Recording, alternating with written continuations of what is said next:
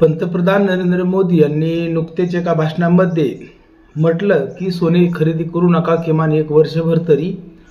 आणि त्यानंतर मग खूप साऱ्या लोकांच्या प्रतिक्रिया सोशल मीडियातून येऊ लागलेल्या आहेत.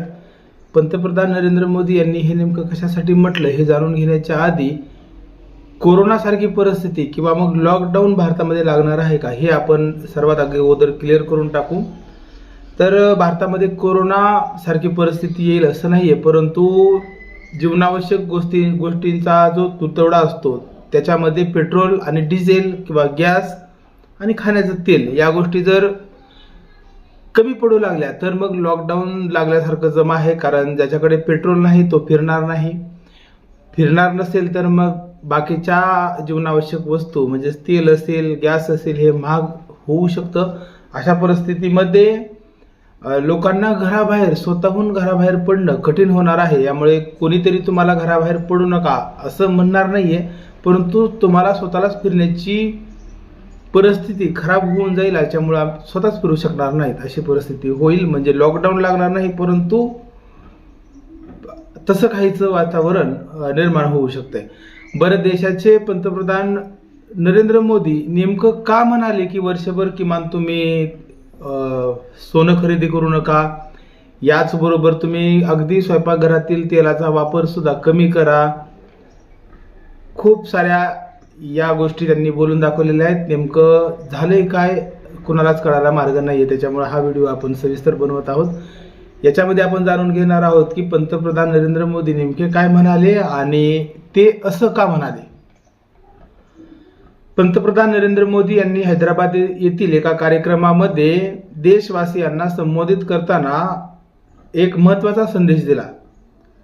आजच्या काळाची गरज ओळखून पेट्रोल डिझेल आणि गॅसचा वापर संयमाने करा, तसेच वर्षभरासाठी सोन्याची खरेदी टाळा असं ते म्हणाले. पंतप्रधानांच्या या असामान्य संदेशामुळे अनेकांना कोरोना महामारीच्या काळाची आठवण झाली. 6 वर्षापूर्वी देशात कोरोनाचा प्रसार रोखण्यासाठी ज्या प्रकारच्या उपाययोजना आणि आवाहने करण्यात आलेली होती तसाच सूर यावेळी सुद्धा पंतप्रधानांच्या चेहऱ्यावर दिसून आला. यामुळे लोकांना काळजी वाटली की परत एकदा लॉकडाऊन लागते की काय. परंतु नरेंद्र मोदी नेमकं हे कशासाठी म्हणले हे आपण जाणून घेणार आहोत. देश पुन्हा एका नव्या निर्बंधाच्या दिशेने जात आहे का असा अनेकांना प्रश्न पडला. अमेरिका आणि इराण यांच्यातील युद्धाला जवळपास 70 दिवसाचा कालावधी झालेला आहे आणि अजूनही त्यांच्यात कोणतीही शांतता होईल असं वातावरण नाहीये.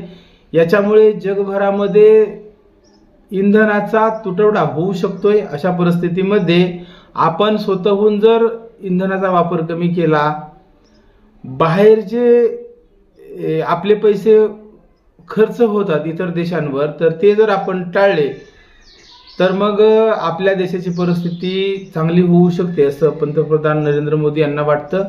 भारतात खनिज तेलाचे साठे मोठे नसल्यामुळे आपल्याला देशामध्ये बाहेरून खूप सारं तेल आणून साठवता येईल अशी ही परिस्थिती नाहीये. याच्यामुळे बाकीच्याही गोष्टी महाग होऊ शकतात भारतामध्ये. त्यामुळे आतापासून आपण जर संयमाने वापरायला सुरुवात केली तर देशापुढे संकट राहणार नाही असं नरेंद्र मोदी यांना वाटते.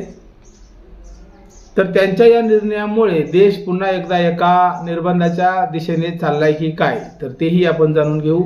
देश हितासाठी आपण सर्वांनी एकजुटीने परिस्थितीला सामोरे जाणं गरजेचं आहे. काही संकल्प करून ते पूर्ण करावे लागेल. सर्वात महत्त्वाचं म्हणजे डिझेल पेट्रोलचा वापर कमी करणे, शहरांमध्ये मेट्रो कार आहेत त्याचा वापर करणे असे आवाहन मोदी यांनी केलेलं आहे. कोरोना महामारीच्या काळात आपण घरी बसून काम केलेलं आहे, ऑनलाईन बैठका घेतलेल्या आहेत, व्हिडिओद्वारे आपण एकमेकांशी चर्चेत राहिलेलो होतो. ते जर आता करता आलं तर आणखीन बरं होईल. याच्यामुळे अनावश्यक खर्च टळेल असं मोदी यांनी त्या भाषणामध्ये सांगितलं आहे. आणखीही एक सांगितलंय की परदेशात जे फिरायला जातात त्यांनी सुद्धा वर्षभर फिरू नये, आपल्याच देशात त्यांनी फिरावं. आपल्याच देशाची आर्थिक बाजू चांगली होईल यासाठी पाऊल उचलणं महत्त्वाचं असल्याचं त्यांनी सांगितलं. या आवाहनामागे नेमकं स्पष्ट असं काय कारण आहे ते पण आपण जाणून घेऊ. पंतप्रधान नरेंद्र मोदी देशवासियांना इतके मोठे व असामान्य आवाहन का केले असा प्रश्न खूप जणांना पडला. अमेरिका इराण जे युद्ध आहे त्याचा परिणाम जागतिक पुरवठा साखळी व तेल बाजारावर झालेला आहे. पश्चिम आशियात सुरू असलेल्या युद्धाचा मोठा फटका जलमार्गाला बसलेला आहे. जगातील एकूण तेल पुरवठ्यापैकी सुमारे 20% पुरवठा इथूनच येतोय. गेल्या 2 महिन्यापासून हा मार्ग बंद आहे आणि याच्यामुळे तेलाच्या किमतीमध्ये वाढ होऊ लागलेली आहे. परिणामी जागतिक बाजारपेठेत तेलाच्या किमती प्रति बॅरेल $126 पर्यंत पोहोचल्या. आंतरराष्ट्रीय स्तरावर तेलाच्या किमती वाढल्यानंतरही केंद्र सरकारने आतापर्यंत आपल्या नागरिकांना झळ बसू दिली नाही. मात्र आता सावध होण्याची आवश्यकता असल्याचं ते म्हणालेले आहेत. वर्क फ्रॉम होम का आवश्यक आहे तेही त्यांनी स्पष्ट करून सांगितलेलं आहे. इंधनाच्या वाढत्या किमतींपासून सर्वसामान्यांना दिलासा मिळण्यासाठी केंद्र सरकारने दररोज सुमारे 1600 ते 1700 कोटी रुपये खर्च करत असल्याचं एका अहवालातून समोर आलेलं आहे.